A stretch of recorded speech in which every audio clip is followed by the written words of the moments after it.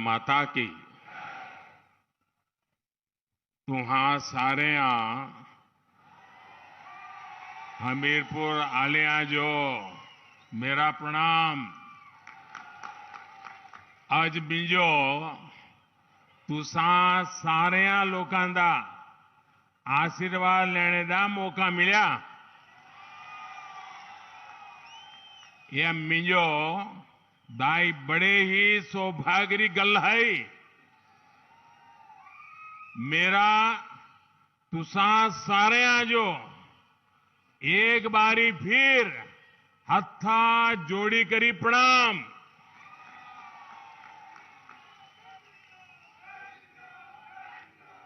गौरी शंकर भगवान, गसोता महादेव,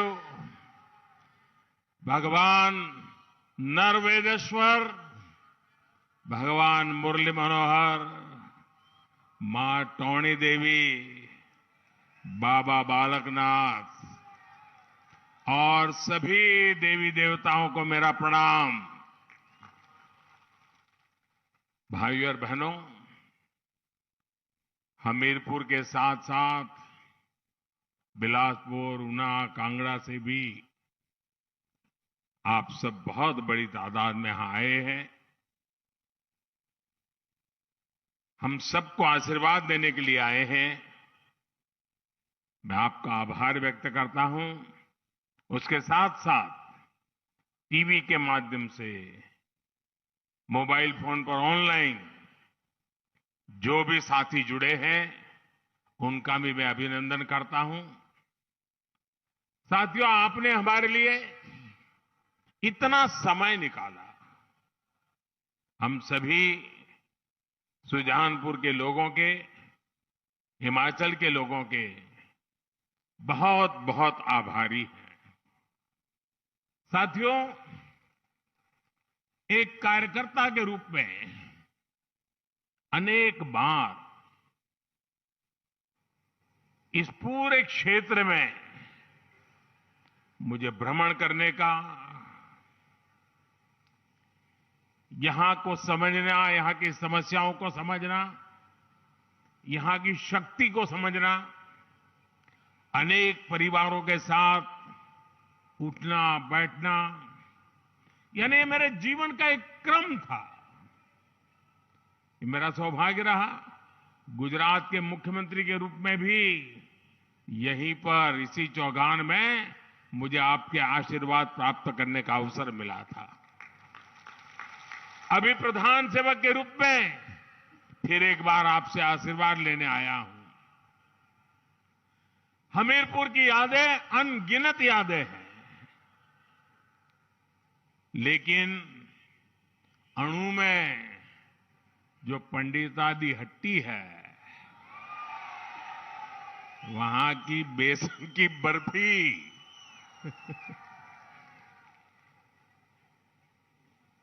उसकी मिठास कौन भूल सकता है भाई। मुझे इतने साल हिमाचल में आप लोगों के बीच बहुत कुछ सीखने का मिला है। अनेक लोगों के साथ जमीन पे काम करने का मौका मिला। और आज जब मैं यहां आया हूं तो भाई प्रवीण शर्मा की याद आना बहुत स्वाभाविक है। अनेक वर्षों तक प्रवीण के साथ काम किया और उन्होंने तो हमीरपुर के विकास के लिए भी कितना काम किया था। अब से कुछ महीने पहले ही वो हम सबको छोड़ के चले गए। मैं आज हमीरपुर आया हूं तो उन्हें भावभीनी श्रद्धांजलि भी अर्पित करता हूं। भाइयों और बहनों, जितना मैं हिमाचल को जानता हूं, यहां के लोगों को जानता हूं, ये कह सकता हूं कि इस बार हिमाचल के लोग खुद ही ये चुनाव लड़ रहे हैं, खुद ही चुनाव का नेतृत्व कर रहे हैं और दोबारा जयराम जी की सरकार बनाने का यहां हिमाचल की जनता ने फैसला कर लिया है। भाइयों बहनों, हिमाचल में ऐसा नहीं हुआ लेकिन हम ये भी जानते हैं कि हिमाचल के खून में ही नया इतिहास बनाना है। इसलिए हिमाचल में इस बार भाजपा की सरकार की वापसी भी तय है और डबल इंजन की सरकार का तेज गति से दौड़ना भी तय है।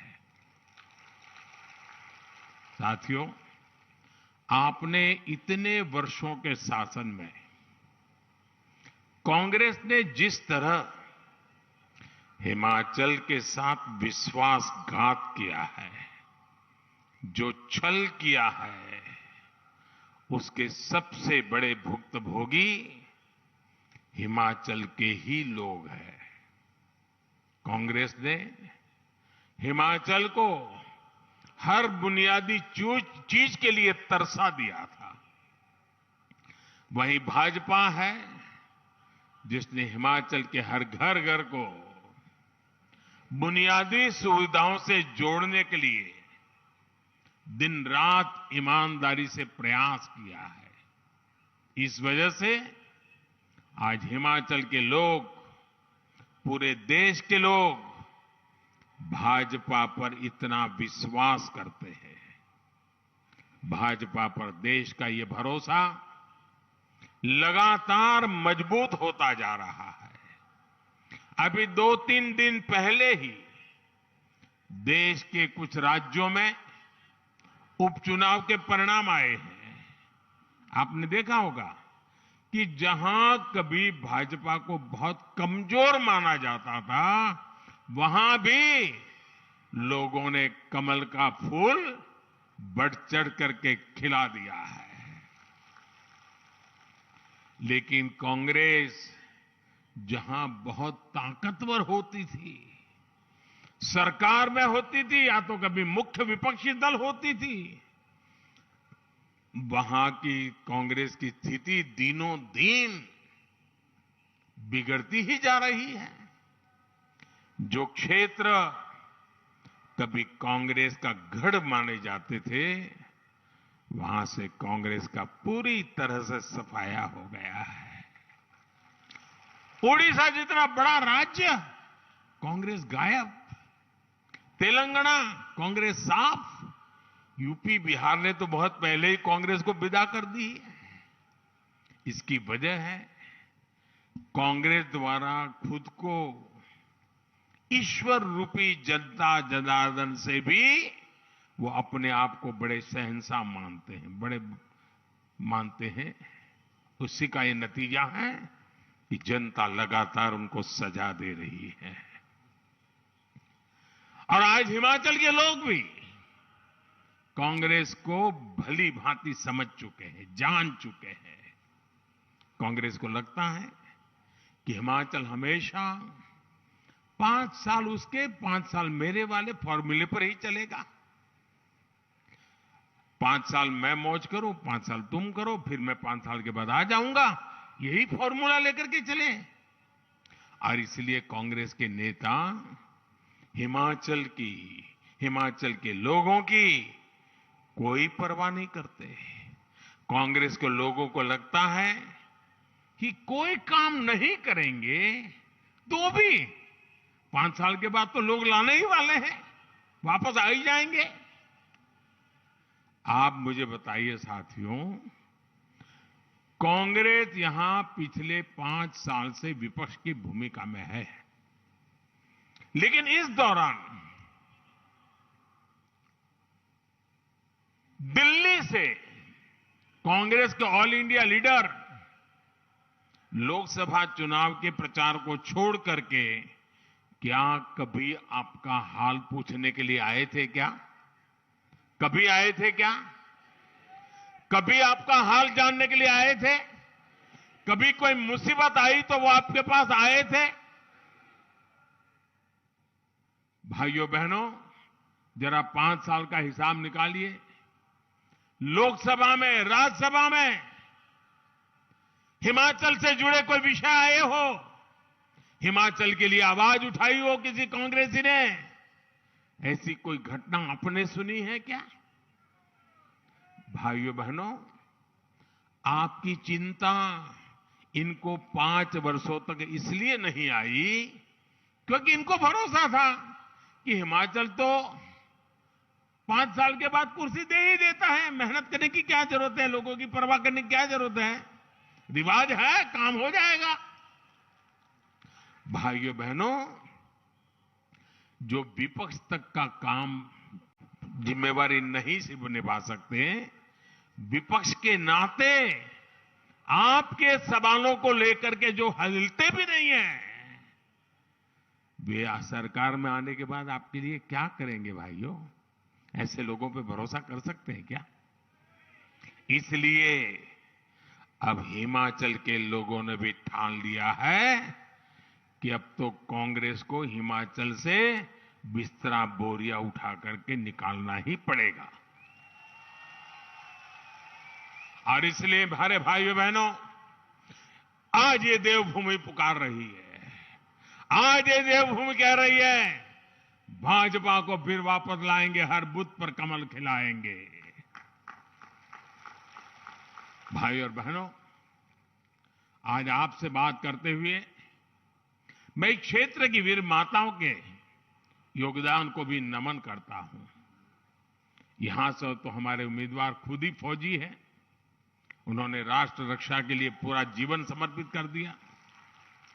और मुझे अच्छा लगा कि मैं अभी आया हेलीकॉप्टर से यहां, तो मुझे वीर जवानों के साथ नमस्ते करने का मौका मिल गया और बहुत बड़ी तादाद में मेरे फौजी भाई बहनों को देख करके, क्योंकि मैं तो हर दिवाली उनके बीच मनाता हूं।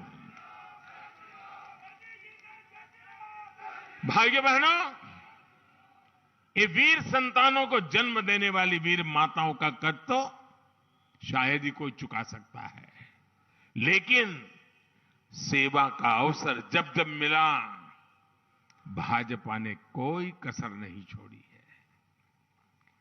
अभी मैं करगिल गया था दिवाली मनाने के लिए, तो मैं हैरान था। मैं और धूमल जी करगिल गए थे, करगिल लड़ाई के समय।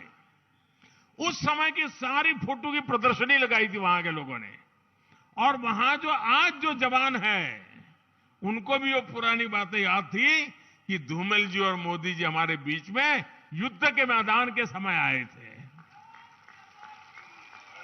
और मुझे याद है उस समय हमारा यहां का युवा मोर्चा के अध्यक्ष के रूप में हमारे जयराम जी थे और हमारा विनोद ठाकुर वो महामंत्री था। युवा मोर्चा ने तब करगिल के शहीदों के जीवन को समर्पित स्मारिका भी निकाली थी। भाजपा की यही विशेषता है। भाजपा की ताकत चाहे कितनी भी रही हो, हमारे लिए खुद से बड़ा दल है और दल से बड़ा देश है। साथियों, हमीरपुर के हमारे इस क्षेत्र में तो फौजी परिवारों का बाहुल्य है। हमारे ये परिवार बहुत करीब से जानते हैं कि कांग्रेस का इतिहास किस तरह बड़ी बड़ी बातों और झूठी गारंटियों का रहा है। यही कांग्रेस है जिसके राज में हमारे फौजियों के पास पर्याप्त बुलेट प्रूफ जैकेट भी नहीं हुआ करते थे। यही कांग्रेस है जिसके राज में हमारे फौजियों के पास बर्फ में इस्तेमाल होने वाले अच्छे जूते तक नहीं थे। यही कांग्रेस है जिसके राज में बॉर्डर पर सड़कें नहीं बनाई जाती थी, बॉर्डर पर बसे गांवों को मूल सुविधाओं से वंचित रखा जाता था। यही कांग्रेस है जिसने फौजियों को 1 रैंक 1 पेंशन के नाम पर 40 साल तक लगातार धोखा दिया। 40 साल तक। चुनाव के 15 पहले कोई भी वादा करने में वो झिझकते नहीं है। कुछ भी वादा कर दो, अभी भी कर रहे हैं, ढेर सारे वादे कर रहे हैं। आप याद करिए भाइयों बहनों, मैंने हिमाचल के फौजी परिवारों को वचन दिया था कि चाहे कुछ भी हो, 1 रैंक 1 पेंशन हम लागू करके रहेंगे। और हमने ना सिर्फ 1 रैंक 1 पेंशन को लागू किया, बल्कि इसका एरियर भी पूरे सम्मान के साथ दिया। आज आप जानकर हैरान रह जाओगे कि 1 रैंक 1 पेंशन की वजह से अब तक लगभग 60,000 करोड़ रुपया देश भर के हमारे फौजी परिवारों के खाते में गए और ये अतिरिक्त राशि गई है। और साथियों, आपको ये भी नहीं भूलना है, यही कांग्रेस है जिसके नेता आर्मी चीफ का अपमान करते हैं, फौज के लोगों की तुलना गुंडों से करते हैं। यही कांग्रेस है जिसके नेता सर्जिकल स्ट्राइक पर सवाल उठाते हैं, हमारे वीर बेटे बेटियों के शौर्य को कटघरे में खड़ा करते हैं। भाइयों और बहनों, भाजपा की सरकार के लिए देश की सुरक्षा और सैनिकों की सुरक्षा सर्वोपरि है। इसलिए आज देश में ही आधुनिक अस्त्र शस्त्र निर्माण किया जा रहा है। कांग्रेस ने रक्षा घोटालों का जो तौर तरीका बना दिया था, उसको बदला गया है। अब तो बेटियों के लिए भी तीनों सेनाओं के हर मोर्चे भी, उसको भी हमने खोल दिया है। यहां तो 5 ही सैनिक स्कूल भी है। हम सैनिक स्कूलों की संख्या भी बढ़ा रहे हैं और इनमें बेटियों को भी दाखिला मिल रहा है। हमारी सरकार पुलिस फोर्स और केंद्रीय सुरक्षा बलों में भी बेटियों को बहुत प्रोत्साहन दे रही है। मैं एक और आंकड़ा दूंगा, आप बहुत ध्यान से सुनिएगा। आजादी के बाद 2014 तक देश में पुलिस सेवा में लगभग 1 लाख बेटियां थी, यानी इतने सालों में 1 लाख बेटियां। हमने बीते 8 साल में ये संख्या लगभग 2.25 लाख हो चुकी है। 2.25 लाख, यानी 2 गुने से भी ज्यादा। इसी प्रकार केंद्रीय बलों में भी बेटियों की भागीदारी 17,000 से बढ़कर के 35,000 से ज्यादा हो चुकी है और ये लगातार बढ़ रही है। साथियों, बीते 8 वर्षों में महिलाओं की सुविधा, बेटियों की पढ़ाई और कमाई के लिए केंद्र सरकार ने लगातार काम किया है। इन्हें अब हिमाचल भाजपा नई बुलंदी दे रही है। आपने देखा होगा कि भाजपा ने महिलाओं के लिए इस बार एक अलग संकल्प पत्र जारी किया है और इसके लिए मैं हिमाचल बीजेपी को बधाई देता हूं। इसमें बेटियों की पढ़ाई लिखाई से लेकर हर प्रकार की सुख सुविधा को बढ़ावा देने का रोडमैप है। ये दिखाता है कि भाजपा महिलाओं की समस्याओं और उनसे जुड़े विषयों को लेकर कितनी प्रतिबद्ध है। माताओं, बहनों, बेटियों के लिए ऐसे काम तब किए जाते हैं जब मन में सेवा का भाव होता है, माताओं, बहनों, बेटियों की समस्याओं का एहसास होता है। आज पीएम आवास के घर में महिलाओं को हिस्सेदारी देने वाली भाजपा है। रसोई के धुएं से घर को मुक्त कर गैस कनेक्शन देने वाली भाजपा है। हर घर नल से जल देने का अभियान चलाने वाली भाजपा है। घर घर शौचालय की सुविधा बनाने वाली भाजपा है। घर घर सौभाग्य का बिजली कनेक्शन पहुंचाने वाली भाजपा है। कोरोना के इस मुश्किल समय में हर गरीब को मुफ्त अनाज देने वाली भी भाजपा ही है। भाइयों बहनों, मेरा पूरा विश्वास है, देश में जो भी छोटे राज्य हैं, जो हिमालयी राज्य हैं, उन सब के लिए हिमाचल प्रदेश अग्रिम पंक्ति का रोल मॉडल बन सकता है।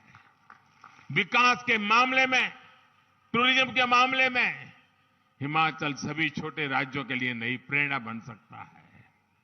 पहाड़ी राज्यों में जो कनेक्टिविटी होती है, रोड, रेल, रोपवे, इन सब चीजों में हिमाचल प्रदेश एक रोल मॉडल के रूप में आगे बढ़ सकता है और हम उसी तरफ पिछले 5 साल से लगातार ले जा रहे हैं और आने वाले 5 सालों में ये चीजें हम सिद्ध कर करके रहेंगे, ये मैं आपको विश्वास दिलाने आया हूं। जिस तरह से राष्ट्र रक्षा में हिमाचल प्रदेश अग्रिम पंक्ति में खड़ा रहता है, उसी तरह से विकास के मामले में भी उसे अग्रिम पंक्ति में खड़ा होना है।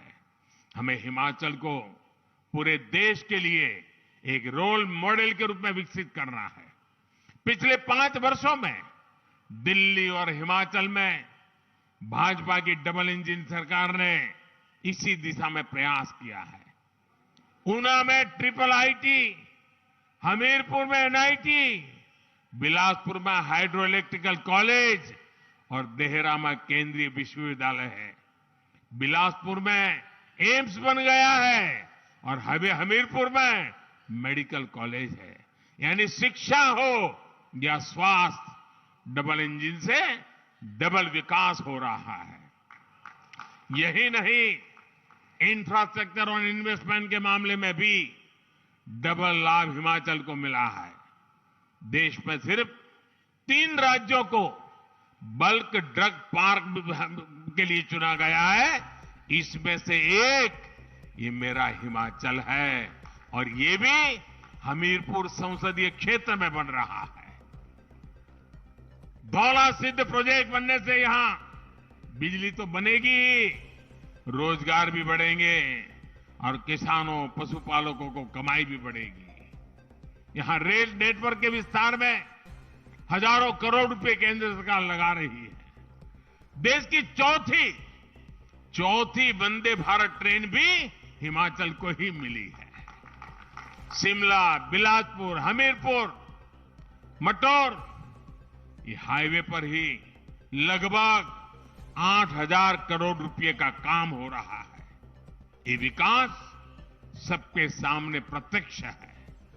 लेकिन हिमाचल के लोगों को एक बात हमेशा याद रखनी है, कांग्रेस को विकास के कार्यों से दुश्मनी है, इसलिए वो इन सारे कार्यों को रोकना चाहती है। जैसे रोड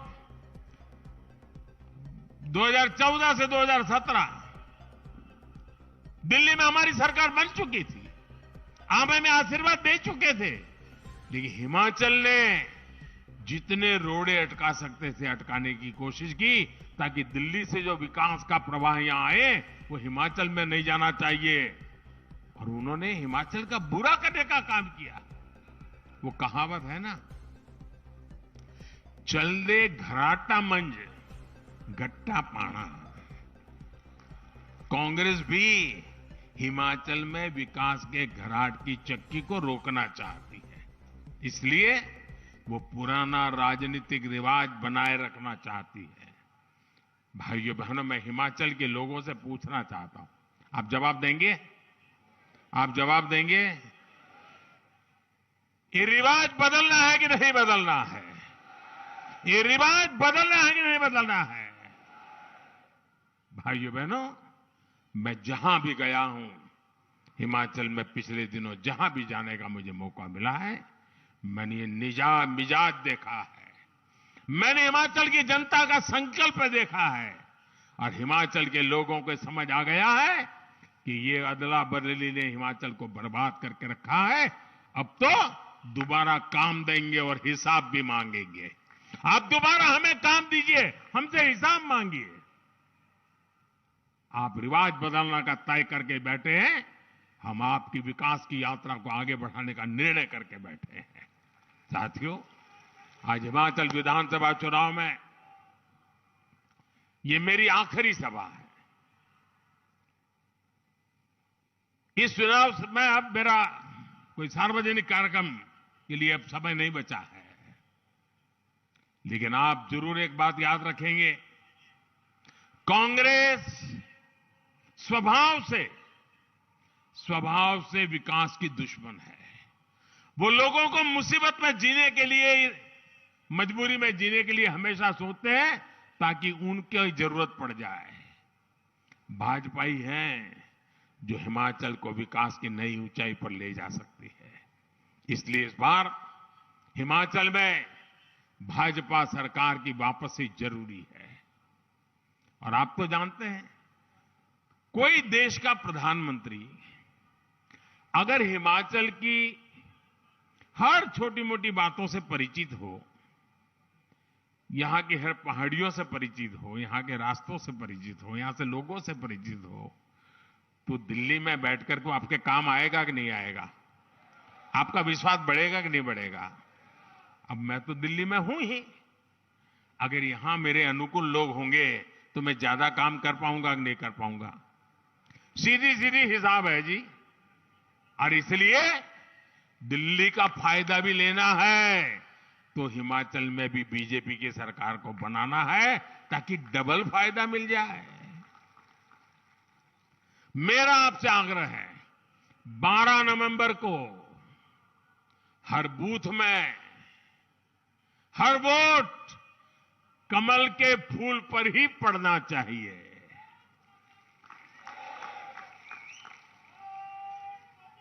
मेरी ये बात घर घर पहुंचाओगे आप? एक एक मतदाता को मिलोगे, घर घर जाकर के कमल के फूल पर बटन दबाने के लिए समझाओगे, ज्यादा से ज्यादा लोग वोट करें इसके लिए मेहनत करोगे। ठंड अगर आना शुरू भी हो जाए तो भी मतदान कम नहीं होगा, इसकी चिंता करोगे। अच्छा, हर घर जाओगे तो ये बात बताओगे ना कि मोदी जी सुजानपुर आए थे, आप सबको मिलने के लिए आए थे, लेकिन अगर आप नहीं आ पाए हो तो मोदी जी ने हर घर में हर परिवार में अपना प्रणाम पहुंचाया है। मेरा प्रणाम पहुंचाओगे? हर घर में जाके बताओगे कि मोदी जी ने अपना प्रणाम पहुंचाया है? पक्का पहुंचाओगे? बहुत बहुत धन्यवाद। मेरे साथ बोलिए भारत माता की, भारत माता की, भारत माता की। बहुत बहुत धन्यवाद।